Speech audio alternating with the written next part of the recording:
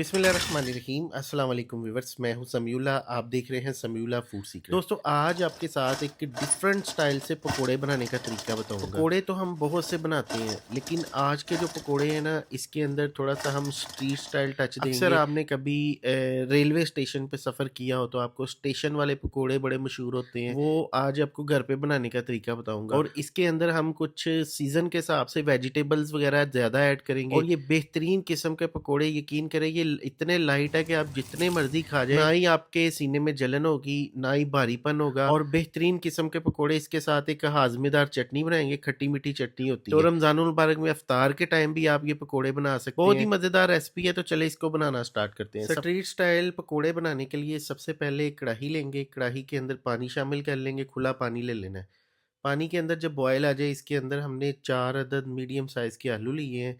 आलूओं को हमने छील के कट कर लिया, ये इसके अंदर शामिल कर देंगे। 1 टीस्पून नमक शामिल कर देंगे और आलूओं को 5 से 7 मिनट के लिए बॉयल होने के लिए रख देंगे। दूसरी तरफ हमने पालक ली है, पालक हमने ली है थोड़ी-सी बारीक डंडी वाली, और नीचे वाली जो डंडी है ना, हमने थोड़ी-थोड़ी इसकी काट देनी है और बाकी की थोड़ी-थोड़ी डंडियाँ हमने इसके अंदर ही इस्तेमाल करनी है। और इसी तरह से हमने देखिए पालक की कटिंग कर लेनी है। ये देखिए पत्ते वाली साइड भी इसी तरह से हमने काट लेनी है।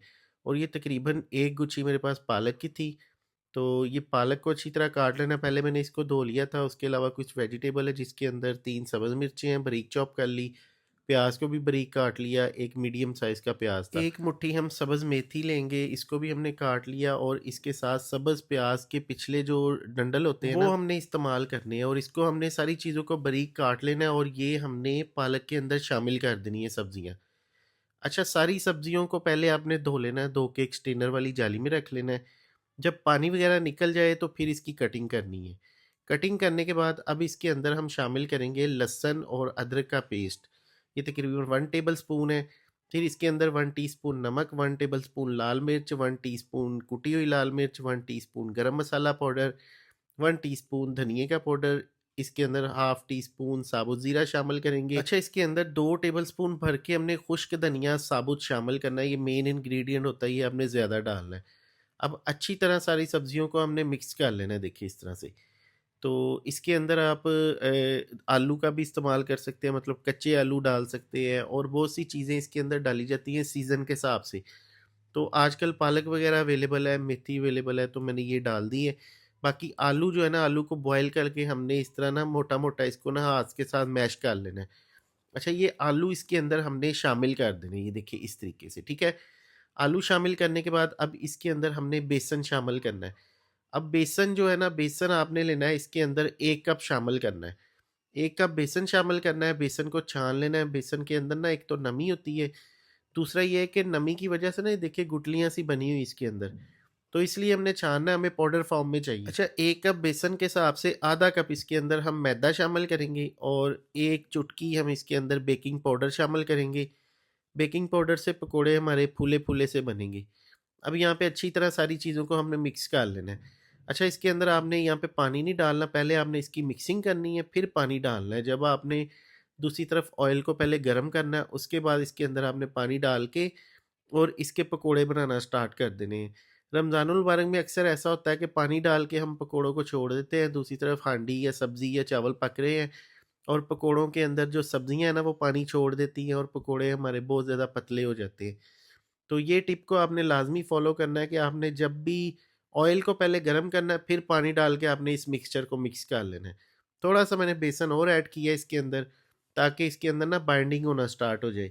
जब ये बाइंड होना स्टार्ट हो जाए ना इस तरह से हमेशा, तो समझ लें पकोड़े हमारे बेहतरीन बन जाएँगे। अच्छा, अब हमने ये देखिए इस तरह से छोटे-छोटे पकोड़े लेने हैं और कुकिंग ऑयल के अंदर हमने इसको फ्राई कर लेना है।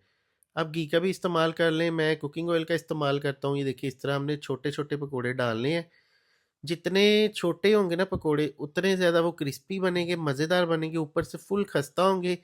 और जो इसके अंदर हमने बॉयल आलू इस्तेमाल किए ना, उसकी वजह से अंदर से बड़े नरम-नरम से बनेंगे। जैसे हम एक आलू की टिक्की खा रहे होते हैं ना, उसमें भी वो नरम होती है अंदर से, उसी तरह ये नरम होंगे और ऊपर से बहुत ज़्यादा ये क्रिस्पी और मज़ेदार बनेंगे। ये एक डिफरेंट किस्म के पकोड़े हैं।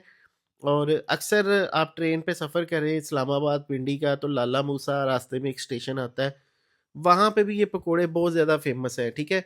और आम स्टेशन के ऊपर हमारे सिटी में ये बन रहे होते हैं, तो मैंने कहा चले आज आपके साथ इसकी रेसिपी भी शेयर कर देते हैं।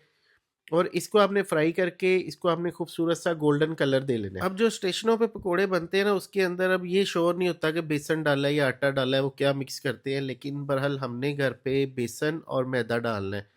और ये देखिए इस तरह से हमने इसको गोल्डन कलर दे लेना है और इसको निकाल लेना है, ठीक है। इसी तरह जो बाकी का अगला पूर था ना, वो उसको मैंने थोड़ा सा ज़्यादा गोल्डन कर लिया है। तो आप दोनों हिसाब से इसको खा सकते हैं, ज़्यादा गोल्डन भी कर सकते हैं। और यहाँ पे इमली की चटनी तैयार कर लेंगे।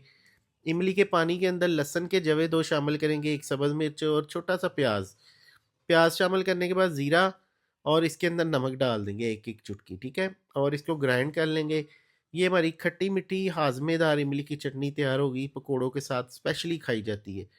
अब यहाँ पे चाट मसाला डालेंगे। चाट मसाला डालने के बाद ना इसको अच्छी तरह मिक्स करेंगे और आप इसका क्रिस्पीपन देखें पकोड़ों का, साउंड चेक करें ज़रा। ये देखिए कितने ज़्यादा क्रिस्पी हैं और इसी तरह से आपके भी बनेंगे, आप भी इसको घर पे ट्राई कर सकते हैं। बहुत अच्छी रेसिपी है, अभी आपको तोड़ के दिखाते हैं। ये देखिए अंदर से नरम है, ऊपर से क्रिस्पी है। चटनी के अंदर डिप मारे और एंजॉय करें। अपना बहुत सा ख्याल रखिएगा, दुआ में याद रखिएगा। कि नई वीडियो आने तक समीउल्लाह को दे इजाज़त। रमज़ान रेसिपीज़ के लिए समीउल्लाह फूड सीक्रेट को फॉलो कर ले, सब्सक्राइब कर ले, बेल आइकन को प्रेस कर ले। शुक्रिया, अल्लाह हाफिज़।